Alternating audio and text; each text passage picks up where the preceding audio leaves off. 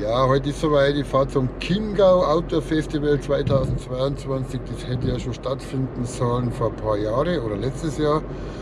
Aber Corona-bedingt leider ausgefallen und jetzt haben wir es dieses Wochenende. Und leider war Freitag, Samstag recht verregnet, da war ich nicht. Erstens habe ich arbeiten müssen und heute ist Sonntag, der letzte Tag. Und da werde ich jetzt mal hinschauen. Chiemgau Outdoor Festival 2022 in Übersee, wo früher das Reggae-Fest immer war. Viele Leute wissen das mit Sicherheit. Und da ist jetzt das Gelände von diesem Festival. Und da schauen wir jetzt einmal vorbei, ob das was Interessantes ist.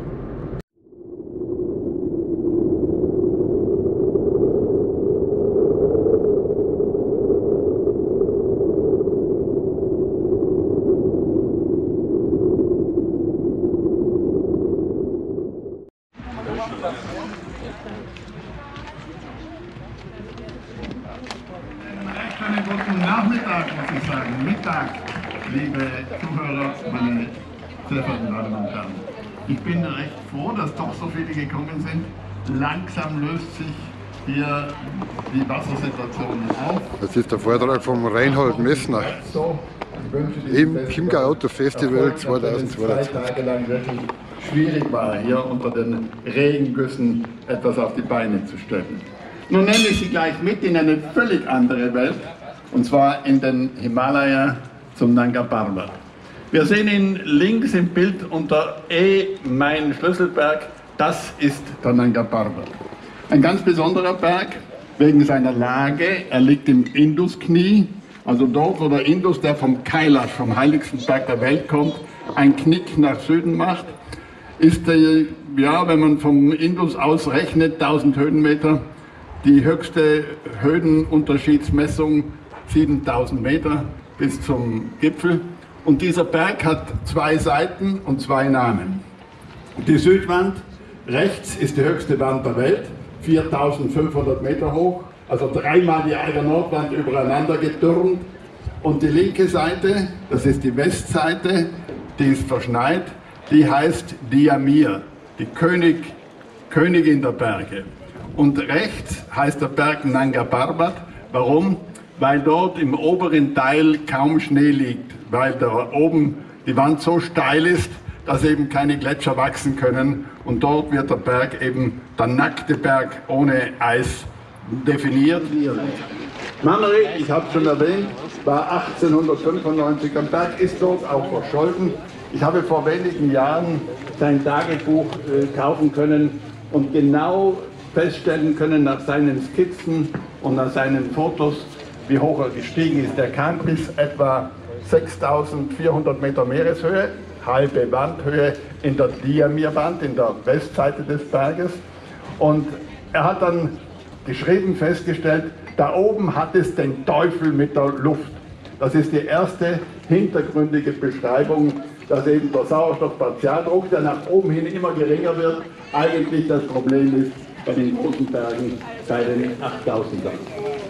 Mamre hatte den Ratschlag, die Diamir-Seite zu besteigen von Conroy. William Martin Conroy war ein englischer Forscher, der vor Mamre in den Himalaya gereist ist, allerdings nur die Täler entlang und eventuell die Gletscher bis zum Fuße des Berges, ohne zu versuchen, Kabinengefährlich. Und die Nordseite war Fritz Cola. So werden wir uns jetzt 20 genehmigen. Mag auch mal so ein Fritz Cola. Normale? Normale, ja.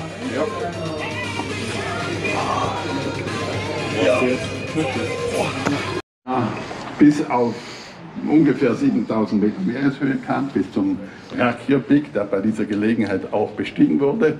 Es war eine große, typische für die damalige Zeit, schwerfällige Expedition. Man hat die Märchenwiese erreicht, eine Alpengegend auf knapp 4000 Meter Meereshöhe.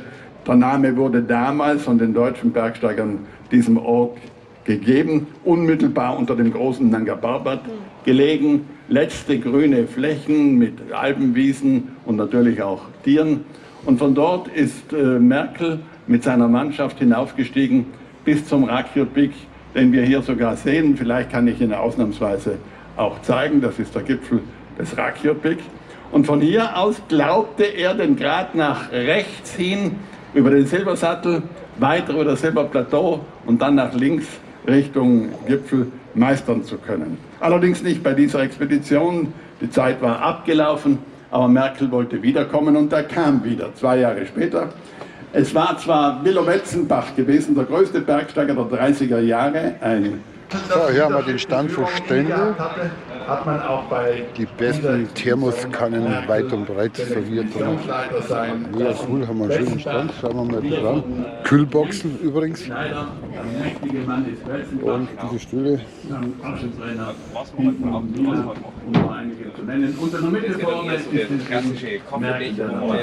Es war nie eine so starke Gruppe in den Himalaya gezogen als diese 1934. Die kleine Bei dieser Expedition kam die Mannschaft hinauf bis zum Silbersattel.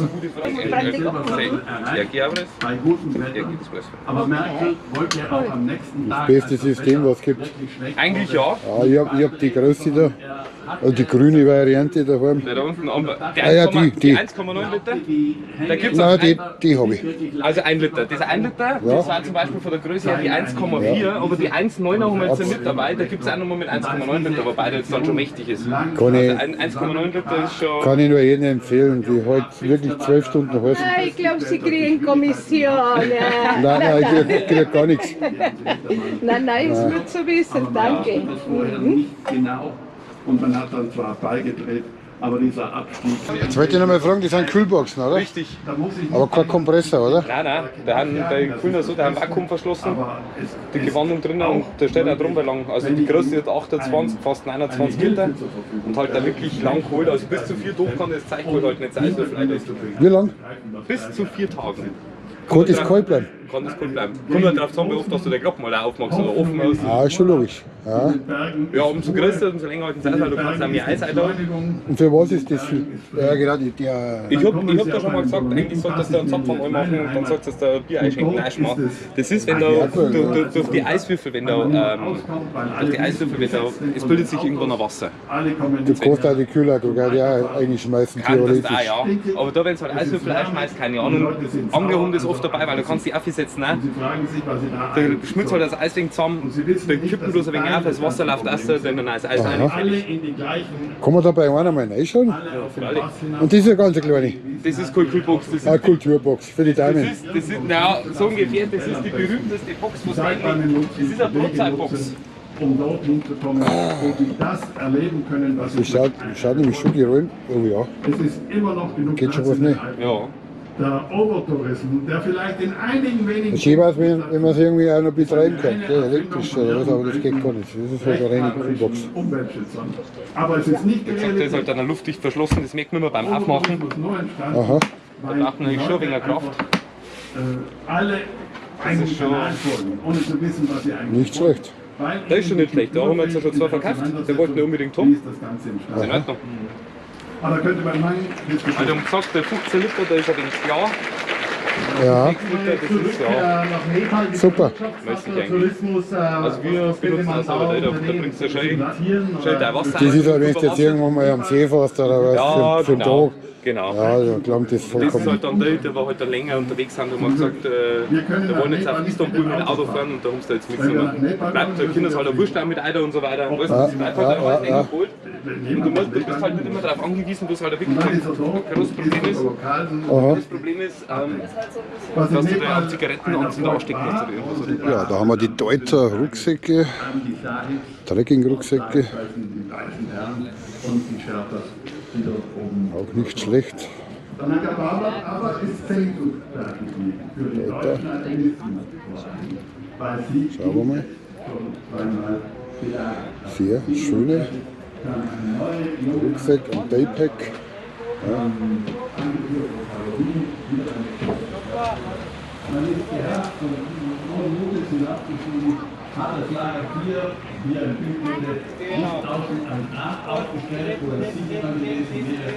Keine schlechten Rucksäcke, da hört man eigentlich nicht schlecht. Cooles System. Super leicht vor allem. Und so für einen kleinen Tagesausflug diese kleinen Teile wirklich aus. Schlafsack. Schleifsack von Deuter.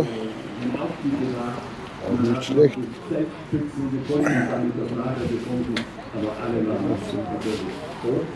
Cool.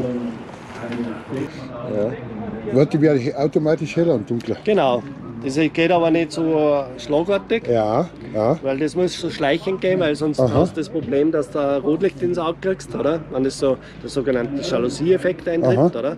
Das Jalousie auf und zu machst, also ist immer irgendwo ein Punkt, jetzt, wo du die Blendung hast und das darf ja auch nicht sein. Darum ist es bei der Kunststofftechnik so, dass das schleichend geht.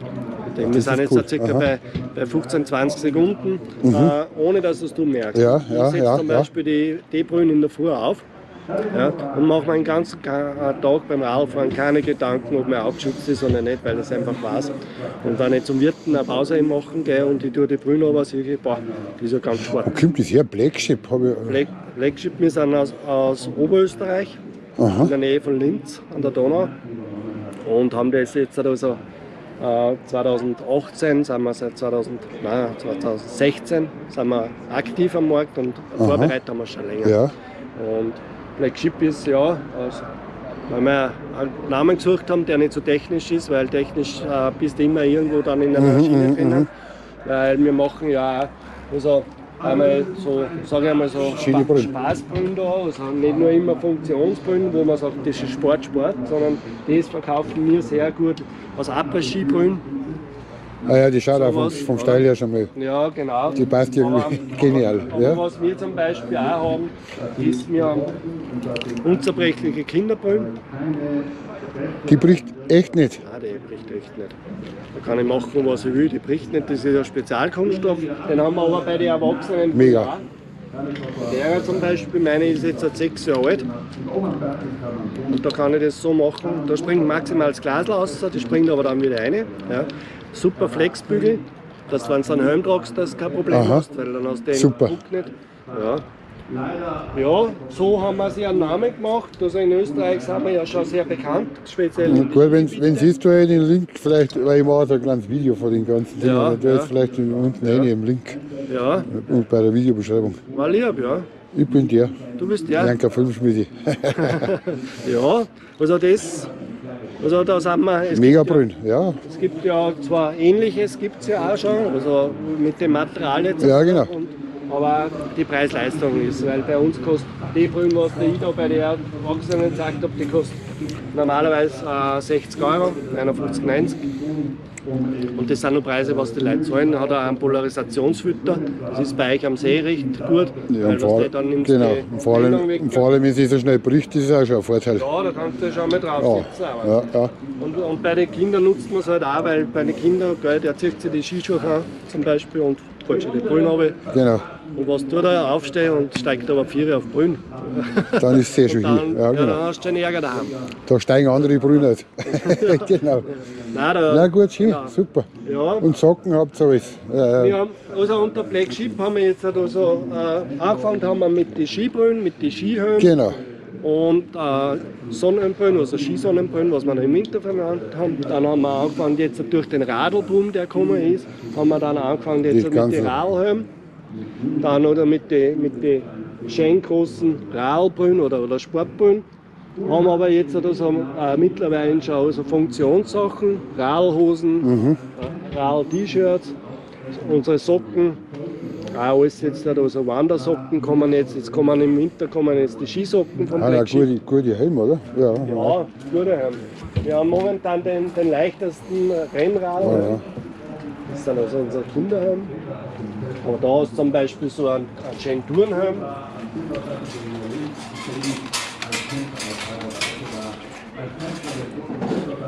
Wow.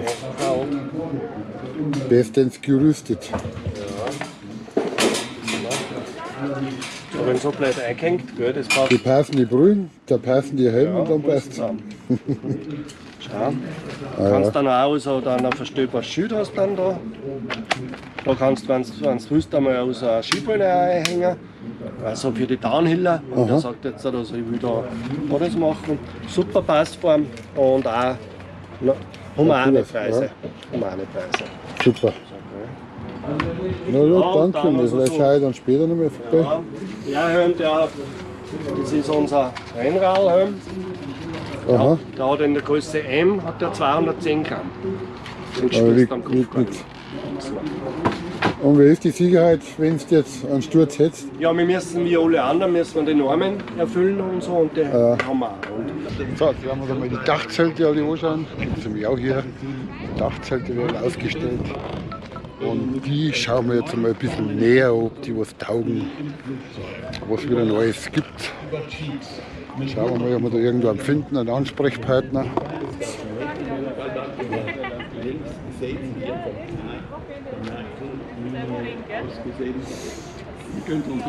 Am meisten Gleichmäßig ist das da hinten, oder?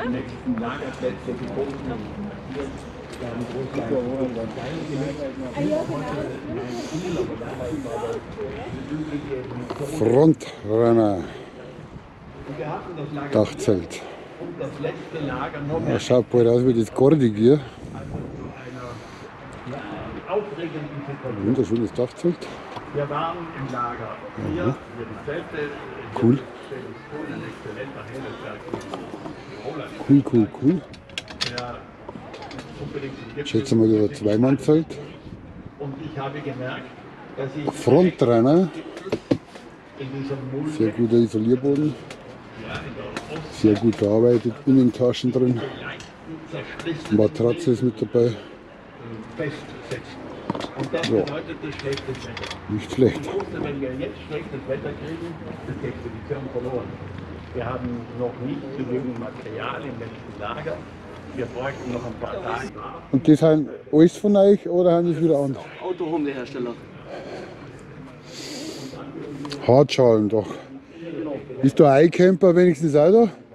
Nee, Schade. Eierklemper habe ich nichts zum Hut. Schade, dass keins da ist. Ja, das iCamper 3.0 wird mich schon reizen. Ja, also geiles Set.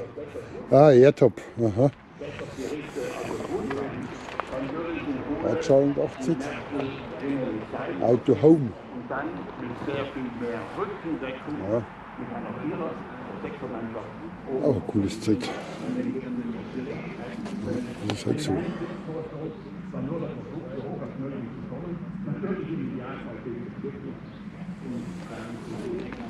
Auto Home.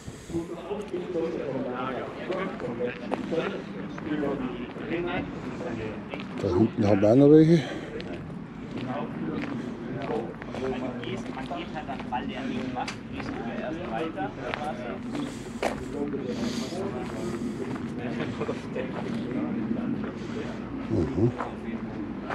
Auch nicht schlecht. So, jetzt schauen wir uns mein Auto mal an. Ja, der schaut ja cool aus. Seid ihr mit ihnen unterwegs? Ja, in Tunesien, in der Wüste. Ehrlich? Immer zweimal pro Jahr machen wir Touren in der Wüste, in Tunesien. Immer April und Oktober. Ja, der schaut cool aus. Und da Indonesien? In Tunesien. Eben In Tunesien. Nordafrika, in der Wüste machen wir Touren. Aha. Wir bieten immer so 2, 3 oder 4 Wochen Touren an. Und sind wirklich 2 Wochen nur in der Wüste. Kann man da mal reinschauen? Ja klar, können wir mal reinschauen. Oh, mit rotem Teppich. Rot ist er nicht. Ja, cool. Wir sind gerade ein bisschen am Renovieren. Ja, der war Wir sind auch, draußen. der war auch für mein Gress war er genial. Wow. Aber wie gesagt, wir sind Ja, gerade ein wow. bisschen am Renovieren, machen wir ein bisschen neuer. Wow. Gerade 9 legale Sitzplätze, deutsche Sitzplätze, in Deutschland zugelassen. Aber es passen auch entspannt 15 Leute rein. Ja. Ja. Und wie alt ist dieses Auto? 34 Jahre, 34 Jahre. das ist schon ein Oldtimer. Ja. Ist das mega. Und wie gesagt, man hat da oben im Alkoven 2 Sitzplätze, 2 Schlafplätze. Man kann den Tisch hier in der Mitte auch runter machen. Man hat hier auch nochmal 3 Schlafplätze. Und hier hinten kann man auch noch einen Schlafplatz machen. Kann man auch zu zweit nochmal schlafen. Ja. Cool. Und in der Wüste schlafen wir alle draußen unter dem freien Himmel. Ja, das ist ja nicht so wie bei uns. Ja, ja. Und der Sternenhimmel in der Wüste ist beeindruckend. Da ist es in der Nacht ein bisschen kühler, oder? Ja, Kann 10, man- 15 Grad. Ja, das ist aber auch normal. Geht auch. Wenn, dann kann man sich warm trinken. Sowieso. Ja. Ja, das ist ja mega. Ja. Also hat man richtig Platz. Und auch guten Stauraum, immer die Sitzbänke. Ja. Das sind Klappen. Ja. Küche haben wir Und alles. richtig geiles altes Führerhaus. So wie es sich gehört. Wow. Vor vor allem alles noch zum selber reparieren. Und habt ihr jetzt da einen speziellen Namen für den Camper da? Nasenbär. Nasenbär. Weil vorne der Reifen, der Ersatzreifen vorne, Ja. aus der Nase schaut aus wie ein Nasenbär. Dann wollen wir da mal anschauen. Ja. Und eine richtige Küche drin. Ja, alles klar. Gas, eh klar. Gas, ja. Hat 1000 Liter Dieseltank und 850 Liter Wassertank. Kann man schon gut in der Wüste aushalten. Wow. Ja. Und wie lange seid ihr da unterwegs? 4 Wochen. 4 Wochen. Ja. Also die Tour bei uns sind 2 oder 3 Wochen. Und wir müssen eben runterfahren und wieder hochfahren. Ja. Schönes Fahrzeug. Gefällt mir. Das ist ein Oldtimer. Cool. Und man kann eben in der Wüste alles selber reparieren. Nicht viel Technik. Ja. Und bequem. Wir mussten erst einen Reifen wechseln im April in der Wüste. Ja, die sind ja schon Riesenreifen. Ja. Super. Und eben von vorne schaut er aus wie ein Nasenbär, deswegen heißt er Ach, Nasenbär. darum hat er den Namen gekriegt. Wie viele PS werden der dann haben? Ja, wird schon. 200 irgendwas, 250 hätte ich geschätzt. 14 Liter. 14 Liter? Ja. Also ich hätte jetzt mehr gedacht. Ja, hat er 14. Ne? Und hat so eine. Mal gestern Abend ein Feuer gemacht. Nein. Ja, also gestern Abend war es hier drunter, weil es geregnet hat. Brr. Machen nachher noch ein Feuer hier. Die kannst du praktisch da mitnehmen, oder? Nein, Schmarrn, der Hans groß. Aber in der Wüste machen wir auch immer Feuer jeden Abend. Ja, also klar. Ja, das schaut auch cool aus. Richtig bequeme Möbel. Ja. Cool. Also jetzt ja. Genau, wir nehmen jetzt erstmal Katalog mit, gehen den Kaffee trinken, gucken wir schon. Und dann mich. Ja, ja. Nee, wir gehen erst ab. Kannst du die Leute. Okay, jetzt hat Hi. Hi. Und das Wort 18 jetzt auch für, zum Beispiel für ein Kombi geeignet. Genau. Was ist das Startung? Ein Ford. Ja, wenn die hat ja also da schaue ich entweder im Bedienungs... Ja, gutes Zweimannzelt. Grand-Tour. Ist ein Top. Hartschalen-Dachzelt. Mit einer sehr guten. Auch 40 Kilo. Plus die Querträger, sagen wir 6 bis bei 50 Kilo. So, jetzt schauen wir uns einmal den Foodtruck an. Besteigung 78 Ja, da haben die Paparazzis. Das ist ein schöner Foodtruck. Schauen wir mal, was da ist. Ein Hamburger. Ja. Servus.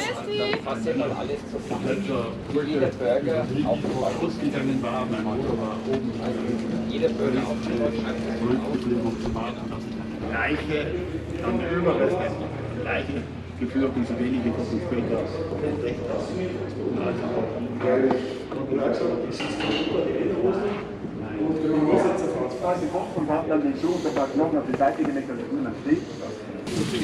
Wo steht der Foodtruck? Steht der überall nochmal? In Traunstein. Seid ihr von der Gegend, oder? Genau. Auf der Rückseite haben wir unsere Standorte draufstehen. Ja, mal anschauen. Cool. Feiern, Ja, cool. Coole Sache, schaut auch gut aus, gefällt mir. Schöner Truck. Ja, der Burger ist absolut die Knaller.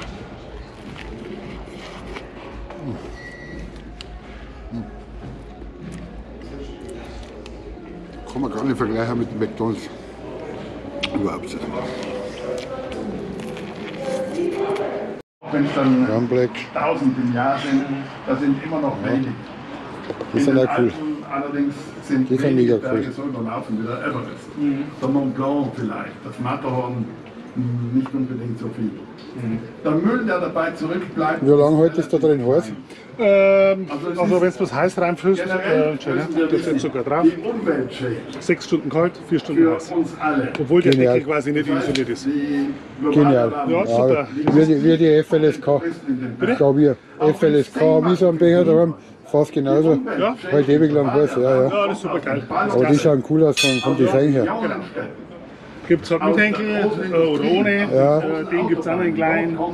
Ja, das ist dann eher so die Kaltgetränke-Geschichte. Aha. Ja. Die Flaschen also nur länger kalt, 36 Stunden kalt. Genau. Und 25 Cool. Das ist alles einfach sachlich zu Ja, nicht schlecht. Ja, In Nepal das macht sind Spaß. sie gefahren.